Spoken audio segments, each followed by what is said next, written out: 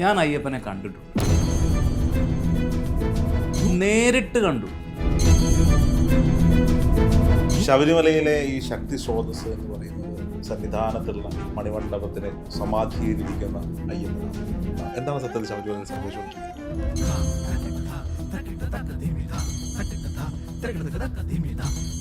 പല വീടുകളിലും പൂജാമുറിയിൽ ആ പുസ്തകം സൂക്ഷിക്കുന്നു എന്ന് പറയുമ്പോൾ എൻ്റെ ജീവിതത്തിൽ എനിക്ക് കിട്ടാവുന്ന ഏറ്റവും നല്ലൊരു അംഗീകാരമായിട്ടാണ്. ശബരിമലയുടെ ആചാരങ്ങൾ, നിലവിൽ ഇന്ന് ആചരിച്ചു പോകുന്ന ആചാരങ്ങൾ ഒരു പരിധി വരെ എനിക്ക് ഭംഗിയായിട്ട് ആ പുസ്തകത്തിൽ എഴുതാൻ ഭഗവാന്റെ കൃപ കൊണ്ട് എനിക്ക് കഴിഞ്ഞു. നമസ്കാരം, അബാക് മീഡിയയിലേക്ക് സ്വാഗതം. അബാക് മീഡിയയിൽ ഇന്ന് അതിഥി അനു അനന്തനാണ്. പ്രശസ്ത ശില്പിയും എഴുത്തുകാരനും നിർമ്മാതാവുമായ അനു അനന്തൻ. ശബരിമലയിലെ സ്വർണ്ണ ധ്വജ നിർമ്മാണത്തോടു കൂടിയാണ് അദ്ദേഹത്തെ ഞാൻ പരിചയപ്പെടുന്നത്. അനുചേട്ടാ, അബാക് മീഡിയയിലേക്ക് സ്വാഗതം. സ്വാമി ശരണം. നല്ലൊരു മണ്ഡലകാലം. അതെ, അത് നല്ല രീതിയിൽ നടക്കുന്നു എന്നാണ്, നടക്കണമെന്നാണ് ആഗ്രഹം. നടക്കുന്നുണ്ടോ എന്ന കാര്യത്തിൽ സംശയമുണ്ട്. എങ്കിൽ പോലും അനുചേട്ടാ, ശബരിമലയുമായി ബന്ധപ്പെട്ട് അങ്ങയുടെ പുസ്തകം, ആ പുസ്തകത്തിൽ തുടങ്ങാമെന്നാണ് ഞാൻ വിചാരിക്കുന്നത്. മണിമണ്ഡപവും തങ്കധ്വജവും, എന്തുകൊണ്ടാണ് അങ്ങനെ ഒരു പേര് ആ പുസ്തകത്തിൽ? മണിമണ്ഡപം ശബരിമലയിലെ പ്രാധാന്യമുള്ള ഭഗവാൻ അയ്യപ്പൻ കുടികൊള്ളുന്ന സ്ഥലം. അപ്പോൾ നമ്മൾ ശബരിമലയെ പറയുമ്പോൾ ആദ്യം ആ മണിമണ്ഡപം വേണമല്ലോ പറയാൻ. പിന്നെ തങ്കധ്വജം. ഞാൻ സത്യം പറഞ്ഞാൽ ആദ്യം ആ പുസ്തകത്തിന് ധർമ്മശാസ്താവും തങ്കധ്വജവും എന്നായിരുന്നു പ്ലാൻ ചെയ്തിരുന്നത്. പിന്നെ മാറിയ കഥയൊക്കെ ചർച്ച വരുമ്പോൾ പറയാം. പുസ്തകം ഞാൻ എഴുതിയതാണോ എന്ന് ചോദിച്ചാൽ ഞാൻ ഇപ്പോഴും എനിക്കതൊരു അത്ഭുതം തന്നെയാണ്. ശബരിമല എൻ്റെ ഒരു ഓർമ്മ വെച്ച കാലം തൊട്ട്, അതായത് ഓർമ്മ വെച്ച കാലം എന്നല്ല, ഞാനൊരു 7ാം ക്ലാസ് 8ാം ക്ലാസ്സൊക്കെ പഠിക്കുന്ന കാലത്താണെന്ന് തോന്നുന്നു ആദ്യമായിട്ട് ശബരിമലയിൽ പോകുന്നത്. അന്നോട്ട് ശബരിമലയിൽ പോകുന്നു, പിന്നെ കെട്ടുമുറുക്കി പോകുന്നു, പിന്നെ തന്നെ യാത്ര ചെയ്യാം എന്നുള്ളൊരു ഇതൊക്കെ വന്നപ്പം പിന്നെ പല രീതിയിൽ ശബരിമലയിൽ പോയിട്ടുണ്ട്. ശബരിമല കൊടിമര നിർമ്മാണം ഒരു 2014 കാലം തൊട്ട് 17 വരെ നമുക്ക് ആ പൂങ്കാവനത്തിൽ പൂണ്ടു വിളയാടാനുള്ള അവസരം ഭഗവാൻ തന്നതാണ്. അപ്പം അതൊക്കെ ആകാം ഒരു കാരണം ആ പുസ്തകം എഴുതാൻ.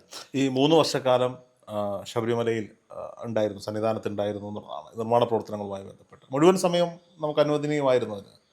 അല്ല, സന്നിധാനത്തല്ല, അതിൻ്റെ അവസാന ഘട്ടം, അതായത് കൊടിമരത്തിന് 2014 വൃക്ഷം നമ്മൾ കോന്നിന്ന് കണ്ടെത്തി. അന്ന് ഉമ്മൻചാണ്ടി സാറ് മുഖ്യമന്ത്രി ആയിരിക്കുന്ന സമയത്താണ് ആ വൃക്ഷം കണ്ടെത്തുന്നത്.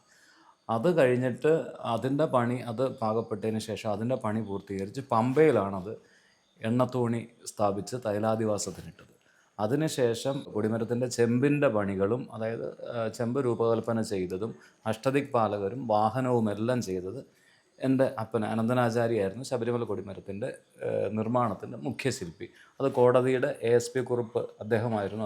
അദ്ദേഹത്തിൻ്റെ മേൽനോട്ടത്തിലായിരുന്നു പണികൾ നടന്നിരുന്നത്. അതിൻ്റെ പൂർണ്ണമായ മേൽനോട്ടം അനന്തനാചാരി എൻ്റെ അപ്പനും, ശിലയുടെ നിർമ്മാണം തൃപ്പല്ലൂർ സദാശിവനാചാരിയും, സ്വർണത്തിൻ്റെ പണികൾ മധുര ബാലകൃഷ്ണാചാരിയും, തടിയുടെ പണി ചിറായി സുകുമാരനാചാരിയും. അങ്ങനെ ഒരു സംഘമായിരുന്നു ഇതിൻ്റെ പിന്നെ എണ്ണ കാച്ചിയത് തൊടുപുഴ വേണു. അങ്ങനെ ഒരു സംഘം, ഒരാളുടെയോ അല്ലെങ്കിൽ അങ്ങനെയൊന്നും പറയാൻ പറ്റില്ല. ശബരിമല സ്വർണ്ണ കൊടിമര നിർമ്മാണം എന്ന് പറഞ്ഞാൽ ഒരു കൂട്ടം ആൾക്കാരുടെ, വിദഗ്ധരായ ശില്പികളുടെ കൂട്ടായ്മയുടെ ഫലമാണ് ശബരിമല സ്വർണ്ണക്കൊടിമര നിർമ്മാണം. ആ പണികളെല്ലാം പൂർത്തീകരിച്ച് പമ്പയിൽ വെച്ചാണ് പിന്നെ അത് സ്വർണം പൂശുന്നത്. സ്വർണം പൂശിയതിന് ശേഷം സന്നിധാനത്ത് പ്രതിഷ്ഠയ്ക്ക് മുമ്പായി, അതായത് നമ്മൾ പ്രതിഷ്ഠയ്ക്ക് എനിക്കൊരു 4 മാസം മുമ്പ് കണ്ട തടി നാട്ടി, 2 മാസം മുമ്പ് കണ്ട തടി നാട്ടി. അതിനുശേഷം അവിടെ ആ ഒരു സമയത്ത് മാത്രമേ, പിന്നെ നമ്മൾ പലപ്പോഴും ഇതിൻ്റെ ഓരോരോ ഘട്ടങ്ങളിൽ ശബരിമല പോകേണ്ട സാഹചര്യങ്ങളുണ്ടായി. ഒരുമാതിരിപ്പെട്ട എല്ലാ കാര്യങ്ങളും പമ്പയിൽ തന്നെ പണി തീർത്ത് നമ്മൾ സന്നിധാനത്തേക്ക് കൊണ്ടുപോകും. ഇപ്പോൾ നടക്കുന്ന വിവാദങ്ങളും ഒക്കെയായി ബന്ധപ്പെട്ട് അങ്ങയുടെ പേര് കേട്ടത് ഈ ദ്വാരപാലക ശില്പങ്ങൾ വീണ്ടും പുനഃസ്ഥാപിച്ചപ്പോൾ അങ്ങയെ ദൃശ്യങ്ങളിൽ കണ്ടു, അങ്ങയുടെ പേരും കേട്ടു. എന്താണ് സത്യത്തിൽ ശബരിമലയിൽ സംഭവിച്ചുകൊണ്ടിരിക്കുന്നത്? അത് ദ്വാരപാലക ശില്പങ്ങളായിട്ടുള്ള വിവാദത്തിലൊന്നും അങ്ങനെ നമ്മൾ ചുമ്മാ പോലും ഞാൻ ക്യാമറയിൽ തന്നെ നോക്കി പറയാം, വിവാദത്തിലല്ല. അത് ദ്വാരപാലകർ രണ്ടാമത് കൊണ്ടുവന്നപ്പോൾ അത് സെറ്റ് ചെയ്യാനായിട്ട് ബഹുമാനപ്പെട്ട ഹൈക്കോടതിയുടെ നിർദ്ദേശപ്രകാരം അതിൽ ഫിറ്റ് ചെയ്യാനായിട്ട് പോയി. രണ്ടാമത് ഈ വൃശ്ചികം 1 അത് SITയുടെ അന്വേഷണവുമായി ബന്ധപ്പെട്ട് അത് അവർക്ക് പരിശോധനയ്ക്ക് വേണ്ടി അഴിച്ചു കൊടുക്കാനായിട്ടും കോടതിയിൽ നിന്നാണ്. അത് ചോദിച്ചത് തെറ്റിദ്ധരിക്കരുത്, അങ്ങേ അല്ല, ഞാൻ തെറ്റിദ്ധരിക്കുന്നു എന്നുള്ളതല്ല, രോഹിതിൻ്റെ ചോദ്യം ജനങ്ങളെ തെറ്റിദ്ധരിപ്പിക്കരുത്. ഞാൻ പോയത് സ്വർണം പൂശിക്കൊണ്ടുവന്ന ദ്വാരപാലകരെ അവിടെ പിടിപ്പിക്കാൻ വേണ്ടിയിട്ടും, പിന്നൊന്ന് പോയത് SITയുടെ നിർദ്ദേശപ്രകാരം അവർക്ക് അന്വേഷണത്തിൻ്റെ ഭാഗമായിട്ട് അത് പരിശോധനയ്ക്ക് വേണ്ടി അഴിച്ചു കൊടുക്കാനും അത് ഫിറ്റ് ചെയ്യാനും വേണ്ടിയിട്ട്. ഞാൻ അത് ചോദിച്ചതിൻ്റെ കാര്യം കൂടി വ്യക്തമാക്കാം പ്രേക്ഷകരോടാണ്. ഇപ്പോൾ ഈ വാർത്തകളുമായി ബന്ധപ്പെട്ട് അങ്ങയുടെ അനുവനന്ദൻ ഇത് അഴിച്ചെടുത്തു പരിശോധനയ്ക്ക് വേണ്ടിയിട്ട് അവരെ SIT ടീമിനെ സഹായിക്കാൻ വേണ്ടി ചെയ്തു എന്നുണ്ടായിരുന്നു. അപ്പോൾ അങ്ങയുടെ മുന്നിൽ കിട്ടുമ്പോൾ അതുമായി ബന്ധപ്പെട്ട് എന്തെങ്കിലും അങ്ങയുടെ നിന്ന് കിട്ടിയാലോ എന്നത് എൻ്റെ ഉള്ളിലെ മാധ്യമ പ്രവർത്തകൻ്റെ ഒരു അതിബുദ്ധിയാണെന്ന് കൂട്ടിക്കോളൂ. അതിപ്പം അതിബുദ്ധിയാണേലും സാധാരണ ബുദ്ധിയാണേലും എനിക്ക് അതിനെപ്പറ്റൊന്നും അറിയത്തില്ല. ഞാനത് അഴിച്ചു കൊടുത്തു, ഞാനത് ഫിറ്റ് ചെയ്തു. അതിനപ്പുറത്തേക്കും ആദ്യം പോയപ്പോൾ അത് ഫിറ്റ് ചെയ്തു, രണ്ടാമത് പോയപ്പോൾ അഴിച്ചു കൊടുത്തു. അത് അവർ പരിശോധന കഴിഞ്ഞ് തന്നപ്പോൾ ഞാനത് പിടിപ്പിച്ചു. അപ്പം ഏത് ബുദ്ധിയായാലും എനിക്കറിയാമെന്നല്ലേ പറയാൻ പറ്റുള്ളൂ. ഉറപ്പായിട്ടും ഈ ശബരിമലയുമായി ബന്ധപ്പെട്ട്, ശബരിമലയിലെ ആചാരങ്ങളുമായിട്ടൊക്കെ ബന്ധപ്പെട്ട് പല കഥകൾ പലരും പറഞ്ഞു കേട്ടിട്ടുണ്ട്. അവിടെയുള്ളത് 12 രാജകുമാരനായ അയ്യപ്പനാണ്, എന്നാൽ അവിടുത്തെ ശക്തി സ്രോതസ് മലയരയന്മാരുടെ ആരാധനാമൂർത്തിയായ ചാത്തനാണ്. അങ്ങനെ പലരും കഥകൾ പറയുമ്പോൾ പലതരത്തിൽ നമ്മുടെ പ്ലാറ്റ്ഫോമിലൂടെ തന്നെ പലരും പറഞ്ഞു കേട്ടിട്ടുണ്ട്. ചേട്ടൻ ഈ ക്ഷേത്രവും കൊടിമര നിർമ്മാണവും അല്ലെങ്കിൽ ഇതുമായി ബന്ധപ്പെട്ടും പുസ്തകം എഴുത്തും കാര്യങ്ങളും ഒക്കെ ആയിട്ട് ഒട്ടനവധി കാര്യങ്ങൾ റിസർച്ച് ചെയ്യുന്ന ഒരാളാണെന്ന് എനിക്കറിയാം. അങ്ങയുടെ ഒരു കാഴ്ചപ്പാടിൽ ശബരിമലയുടെ ഒരു ആരാധനാ സങ്കല്പം എങ്ങനെയാണ്? ഞാൻ എൻ്റെ അറിവ് പറയാം, അതിനകത്ത് തെറ്റുണ്ടെങ്കിലോ ഗുരുക്കന്മാരും അല്ലെ ഗുരുസ്വാമിമാരും അറിവുള്ളവരും ക്ഷമിക്കട്ടെ. എൻ്റെ അന്വേഷണം എൻ്റെ അന്വേഷണം എന്ന് പറഞ്ഞാൽ ഞാനൊരു ഗവേഷകനൊന്നുമില്ല. എനിക്ക് ഈ വിഷയങ്ങൾ സംസാരിക്കാനും അതുപോലെ തന്നെ ഇതിനെപ്പറ്റി അറിയാനും ഒക്കെ ഇഷ്ടമാണ്. അതൊരു ഇഷ്ടമെന്ന് പറഞ്ഞാൽ ഞാൻ പറഞ്ഞല്ലോ പല രീതിയിൽ ശബരിമലയിൽ പോയിട്ടുണ്ട് എന്ന് ഞാൻ പറഞ്ഞല്ലോ. അപ്പം ശരിക്കും ഞാൻ അയ്യപ്പനെ കണ്ടിട്ടുണ്ട്. ഞാൻ അയ്യപ്പനെ കണ്ടിട്ട് തന്നെ ഉണ്ട്. അതുകൊണ്ട് എനിക്ക് എൻ്റെ അനുഭവമാണത്.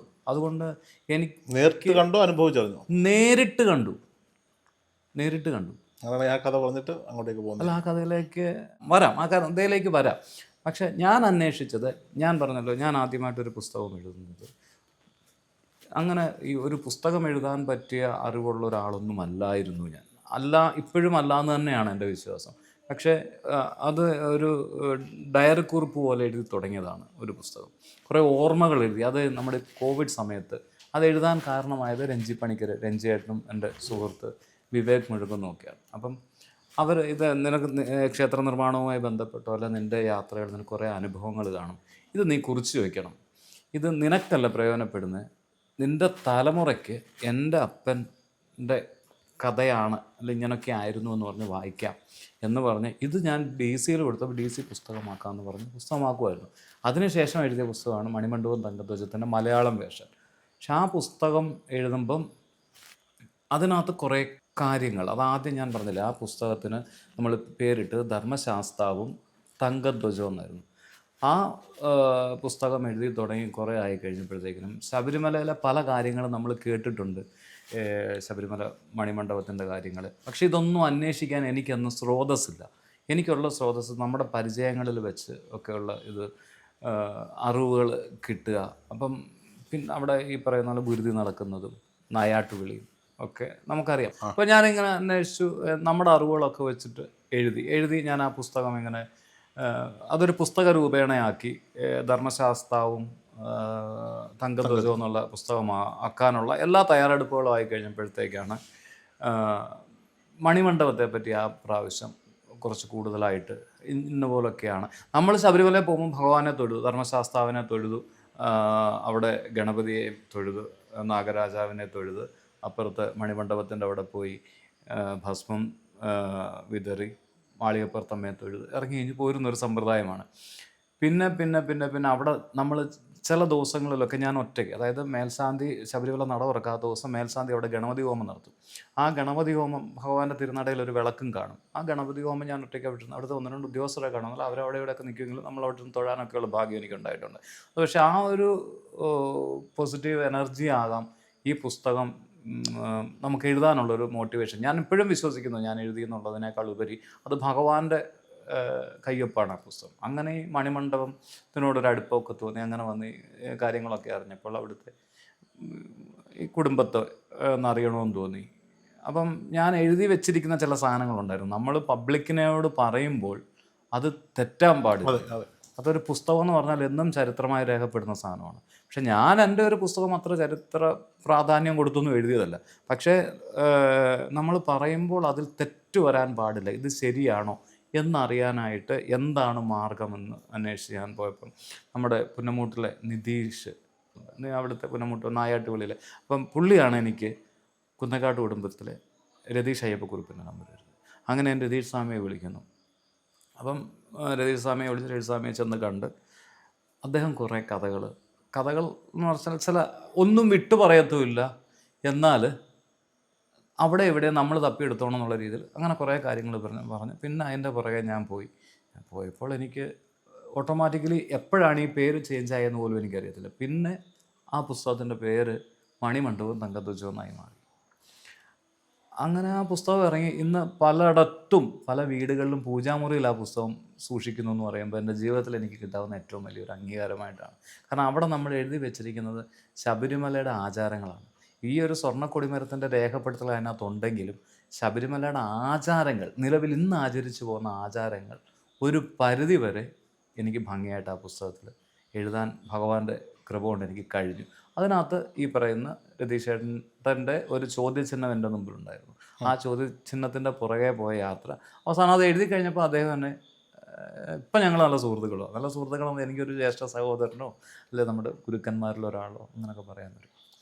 രതീഷേട്ടൻ്റെ ഇൻ്റർവ്യൂ ഞാനും എടുത്തിട്ടുണ്ട്. അതിൽ രതീഷേട്ടൻ ഒരുപാട് ചോദ്യങ്ങൾക്ക് ഉത്തരം പറയാതെ പറഞ്ഞു പോയി, അല്ലെങ്കിൽ പറയാതെ പോയി എന്ന് വേണമെങ്കിൽ ഒരു കാര്യം വ്യക്തമാക്കത്തില്ല. അത് കുറേ കാര്യങ്ങൾ ഇപ്പോഴും എൻ്റെ മുന്നിൽ സന്ദേഹമുണ്ട്. പലപ്പോഴും വിളിച്ചു ചോദിക്കുമ്പോഴും അത് സമയമാകുമ്പോൾ മനസ്സിലായിക്കോളും എന്ന മറുപടിയിൽ ഒതുക്കുകയാണ്. അതാണ് തന്നെയാണ് വാക്ക്, സമയമാകുമ്പോൾ മനസ്സിലായി. അപ്പോൾ ഞാൻ ചോദിച്ചോട്ടെ, ശബരിമലയിലെ ഈ ശക്തി സ്രോതസ് എന്ന് പറയുന്നത് സന്നിധാനത്തുള്ള മണിമണ്ഡപത്തിലെ സമാധിയിലിരിക്കുന്ന അയ്യപ്പനാണ്?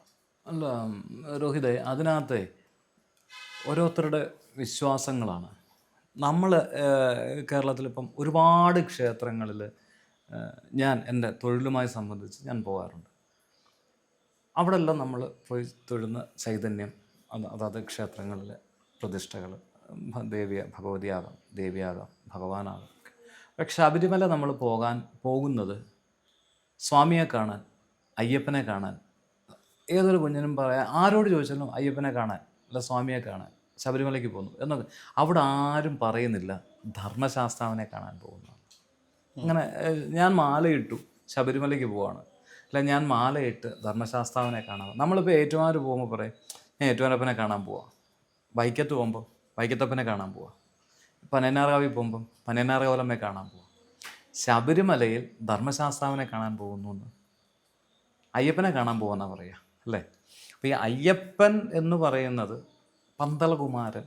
അപ്പം എൻ്റെ അറിവ്, ഞാൻ പറഞ്ഞല്ലോ, ഞാൻ ആദ്യം പറഞ്ഞതുപോലെ തന്നെ എൻ്റെ അറിവിൻ്റെ ഒരുപാട് അങ്ങയുടെ ഇതിൻ്റെ പിന്നിലുള്ള യാത്രയിൽ അങ്ങ് മനസ്സിലാക്കിയ കാര്യങ്ങളാണ് ഞാൻ ചോദിക്കുന്നത്. അപ്പം എൻ്റെ അറിവിൽ ഞാൻ തെറ്റുകളുണ്ടെങ്കിൽ എൻ്റെ ഗുരുക്കന്മാരും അല്ലെ അങ്ങനെയുള്ളവർ എന്നോട് ക്ഷമിക്കണം. കാരണം അവിടെ അയ്യപ്പനെ കാണാൻ പോകാമെന്ന് പറയാം. ഈ അയ്യപ്പൻ എന്ന് പറയുന്നത് ശബരിമലയിൽ, നമ്മൾ കേരളത്തിൽ എനിക്ക് ഒരുമാതിരി ഇന്ത്യയിലോ അല്ല എവിടെയോ ഈ ക്ഷേത്രത്തിലെടുത്താൽ സമാധിസ്ഥലം, ആ സങ്കേതത്തിൽ തന്നെ സമാധിസ്ഥനായ ഒരേ ഒരു ചൈതന്യം, ഒരേ ഒരു സ്ഥലം, അയ്യപ്പൻ കുടികൊള്ളുന്ന, അയ്യപ്പൻ ധർമ്മശാസ്താവിലേക്ക് വിലയം പ്രാപിച്ചു എന്ന് പറഞ്ഞ് ആ ഭഗവാൻ വിലയം പ്രാപിച്ച് കുടികൊള്ളുന്ന അദ്ദേഹത്തിൻ്റെ സമാധി സ്ഥലമായ ഒരേ ഒരു ക്ഷേത്ര സങ്കേതം ശബരിമലയാണ്.